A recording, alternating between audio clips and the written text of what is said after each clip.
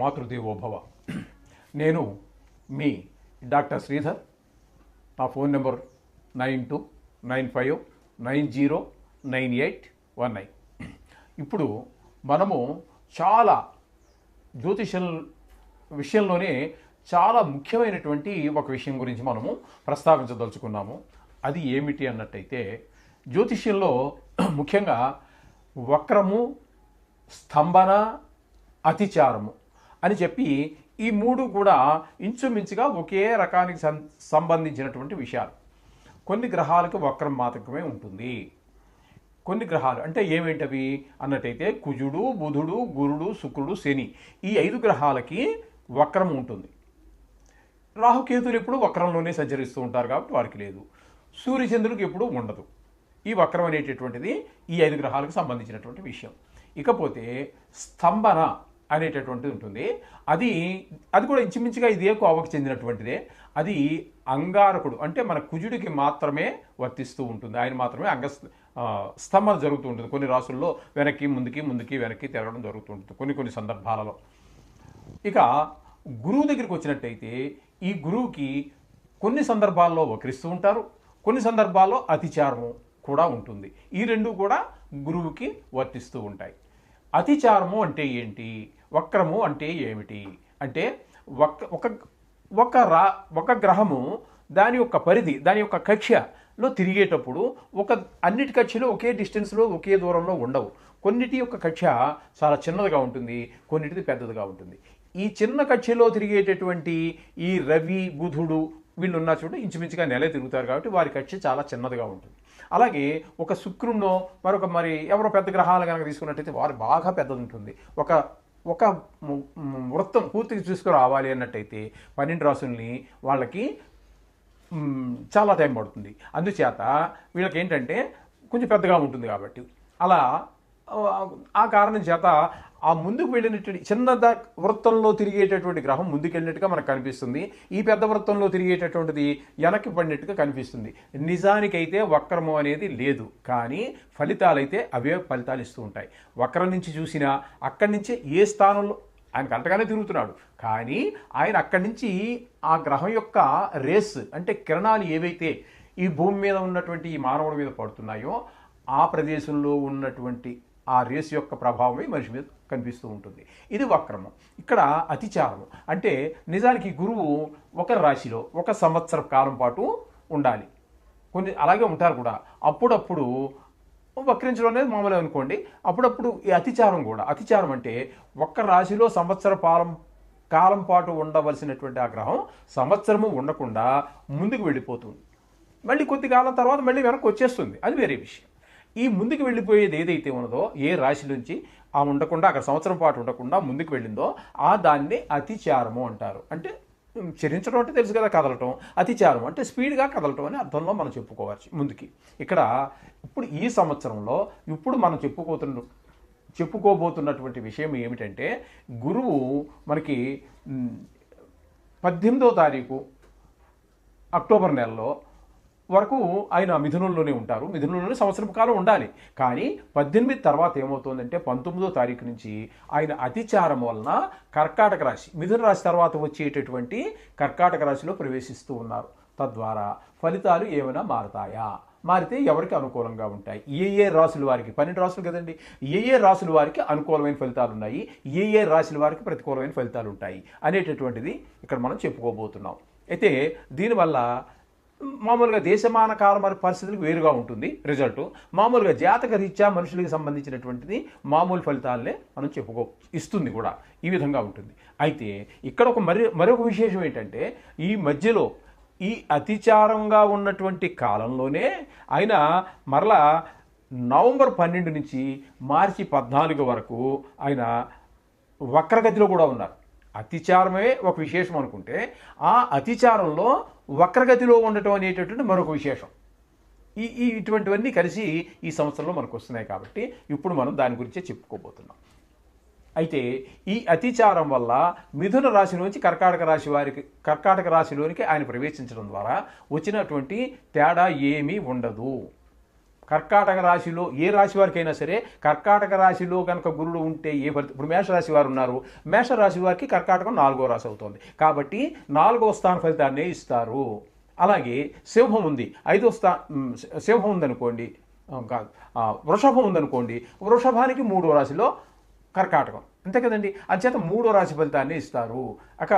మిథునానికైతే 2వ స్థానంలో ఉన్నట్టుగా మనం పరిగణలో తీసుకుంటున్నాం. కర్కాటకం మిథున తర్వాత కర్కాటకమే కదండి, అంటే 2వ స్థానంలో ఫలితాన్ని ఇస్తారు. ఇప్పుడు కర్కాటకమే తీసుకున్నాం, కర్కాటకంలోకి వచ్చారు కాబట్టి అది జన్మ రాశిలో గురువు ఉంటే ఏ ఫలితాన్ని ఇస్తారో అది ఇస్తారు. అదే ఇప్పుడు మనం చెప్పుకోబోతున్నటువంటి విశేషం కూడా.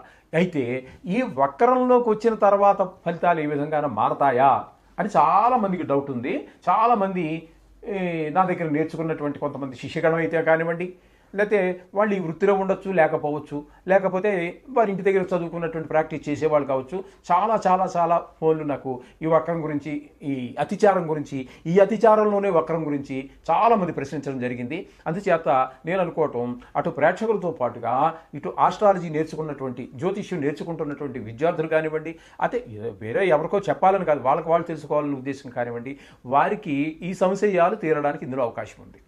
ఎందుకని అంటే ఇక్కడ వక్రంలోకి వచ్చినా కూడా అతిచారంలో ఉంటే ఏ ఫలితాన్ని ఇస్తున్నారో వక్రంలో కూడా అదే ఫలితాన్ని ఇస్తాడు గురువు. ఎందుకని అన్నట్టయితే వక్ర మార్గంలో సంచరించేటప్పుడు గురువుకు మిగతావన్నీ కూడా వెనక స్థాన ఫలితాన్ని సూచిస్తూ ఉంటాయి. ఇది మిగతా గ్రహాలన్నీ, కుజుడు కానివ్వండి, బుధుడు కానివ్వండి, శుక్రుడు కానివ్వండి, శని కానీ, ఇవన్నీ వెనక రాశి యొక్క ఫలితాన్ని సూచించడం జరుగుతూ ఉంటుంది.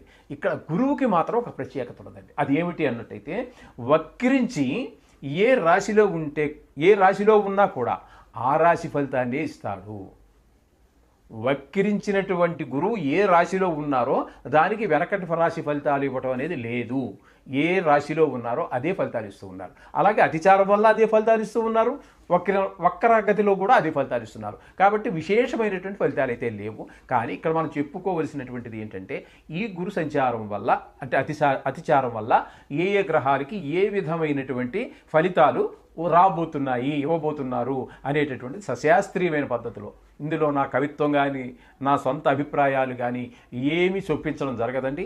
శాస్త్రం ఎంతవరకు చెప్పిందో అంతవరకు మాత్రమే మీకు నేను చెప్పడం జరుగుతుంది. ఇంకా దాటి ఒక్క మాట కూడా ఇప్పుడు చెప్పలేదండి, చెప్పను కూడా ఇన్ ఫ్యూచర్లో కూడా. శాస్త్రాన్ని అందించాలనే ఉద్దేశమే నా యొక్క ఉద్దేశం. కాబట్టి ఇప్పుడు కొంచెం జాగ్రత్తగా మీరు ఈ రాశుల మీద, గురువు యొక్క సంచారం అతిచారం మీద మీకు ఉన్నటువంటి ఆకాంక్ష, తెలుసుకోవాలనేటువంటి ఆకాంక్ష ఏదైతే ఉందో ఇప్పుడు దాని గురించి జాగ్రత్తగా విన్నట్టయితే మీకు మంచి ఫలితాలన్నీ విషయం తెలుస్తుంది. మీరు ఎవరికైనా చెప్పదలుచుకుంటే మంచి రిజల్ట్ కూడా చెప్పడానికి వీలవుతుంది. ఇక్కడ మొదట 19వ తారీఖు 10వ నెల 2025 సంవత్సరం నుంచి 4వ తారీఖు 12వ నెల 2025 వరకు, అంటే ఇది మొత్తం 49 రోజులు అవుతుంది. ఈ 49 రోజులు మిథునం నుంచి అతిచారం వల్ల ఆయన కర్కాటకంలో ప్రవేశించారు. ఇప్పుడు మనం చెప్పుకుంటున్నటువంటిది సింహం గురించి చెప్పుకుంటున్నాం కాబట్టి సింహరాశి గురించి. సింహరాశికి వ్యయస్థానం అవుతుంది. వ్యయస్థానంలో గురువు ఉంటే ఏ విధమైన ఫలితాలు వస్తాయి అనేది కనుక మనం తెలుసుకునే ప్రయత్నం చేద్దాము. సశాస్త్రీయమైన పద్ధతిలో తెలుసుకునే ప్రయత్నమే చేద్దాము. గురువు కనుక వ్యయస్థానంలో కనుక ఉన్నట్టయితే జరిగేటటువంటి ఫలితాలు అంటే నా యొక్క అభిప్రాయాలు ఏమి ఇందులో చూపించడం జరగదండి. ఖచ్చితంగా అక్కడ మనకి శాస్త్రం ఏం చెప్పిందో అదే మనం చెప్పుకునేటువంటి ప్రయత్నం చేద్దాం.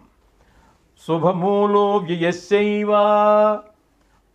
ప్రాణి విక్రయ దూషణం స్థానభ్రష్టంచ దారిద్ర్యం ద్వాదశ స్థానగే గురౌ అని చెప్పి మనకు శాస్త్రం చెబుతోంది. కాబట్టి ఇక్కడ జరిగేటటువంటిది ఏంటయ్యా అన్నట్టయితే శుభమూలో వ్యయశ్చైవ, శుభకార్యాలకే మీరు ధనాన్ని ఖర్చు పెడతారు. ఎవరు? గురువు కనుక ఏ స్థానంలో ఉన్నారు కాబట్టి. అంచేత మంచి పనులకే, మీరు శుభకార్యాలకే ధనాన్ని వ్యయం చేస్తారు. పశు నష్టం జరిగేటటువంటి అవకాశం ఉంది. అలాగే స్థాన చలనం, మార్పు రావచ్చు, ట్రాన్స్ఫర్ కావచ్చు, లేకపోతే ఇప్పుడేదో ఇంట్లో ఉన్నారు, ఆ ఇల్లు ఖాళీ చేయవలసి వచ్చింది, అప్పుడు మరొక ఇంట్లోకి మీరు మారుతారు అంచేత అది కూడా మన స్థానచలనంగా చెప్పుకోవచ్చు. అలాగే ఉద్యోగంలో ట్రాన్స్ఫర్ రావడం, లేదా ప్రమోషన్ వచ్చి మరో దగ్గరికి వెళ్ళటం, ఇవన్నీ కూడా స్థానచలనం కిందకే వస్తాయి. అది కూడా కావచ్చు. అలాగే తరచూ ప్రయాణాలు చేయరావచ్చు. అలాగే ధన వ్యయం ఎక్కువడం కారణంగా డబ్బులకి ఇబ్బంది పడవలసిన పరిస్థితి కూడా రావచ్చు అని చెప్పేసి మనకి శాస్త్రం చెబుతున్నటువంటి విషయం. విన్నారు కదండి. అందుచేత ప్రతి గురువారం ఈ 49 రోజుల్లో వచ్చేటటువంటి ప్రతి గురువారము వీలైతే నవగ్రహాలు ఉన్నటువంటి దగ్గరికి వెళ్ళండి, లేదా ఇంటి దగ్గరే కూర్చుని గురువుకు సంబంధించినటువంటి దాన్ని మీరు మంత్రం అయితే శ్లోకం అయితే శ్లోకము, మంత్రం అయితే మంత్రము, బీజాక్షరం అయితే బీజాక్షరము, గాయత్రి అయితే గాయత్రి, ఏదైనా సరే మీరు దీన్ని 16 సార్లు చదువుకోండి. ఇంటి దగ్గర చదువుకోండి. ఇది 49 రోజులు అయిపోయిన తర్వాత ఒక సేరుం పావు శనగలు తీసుకొని ఒక బ్రాహ్మణుడికి దానం ఇచ్చేసేయండి. ఆ సంకల్పం చెప్పించుకొని అతిచార గురు గ్రహ అతిచారేణ సంభవిత సమస్త దోష పరిహారార్థం శనక ధాన్యదానం తుభ్యమహం సంప్రతతే నమః అని చెప్పి సంకల్పం. మీకు ఏదైనా డౌట్ వస్తే నన్ను అడగండి. నేను ఒకసారి మన యూట్యూబ్లోనో లేకపోతే మరి ఎక్కడి దగ్గర పెట్టేసి మీ అందరికీ ఒకవేళ డౌట్ ఉంటే, అది కొందరు గారు తెలిసే ఉంటుంది, తెలియని వాళ్ళు ఎవరు ఉండరు. ఒకవేళ ఎవరికైనా అనుమానం ఉంటే అడగండి, నేను తప్పకుండా చెప్తాను. మనం యూట్యూబ్లో కూడా మనం పెట్టుకుందాం, వాట్సాప్లో కూడా లేదా పంపిస్తాం. ఏదో మొత్తం మీద మీకు ఆ సమాచారాన్ని అందజేస్తాం. ఆ విధంగా చేయండి. తప్పకుండా మీకు శుభాలన్నీ జరిగేటట్టుగా మనం ప్రయత్నం చేద్దాం. మనంతో మీ ప్రయత్నం చేయండి. శుభం భూయాత్.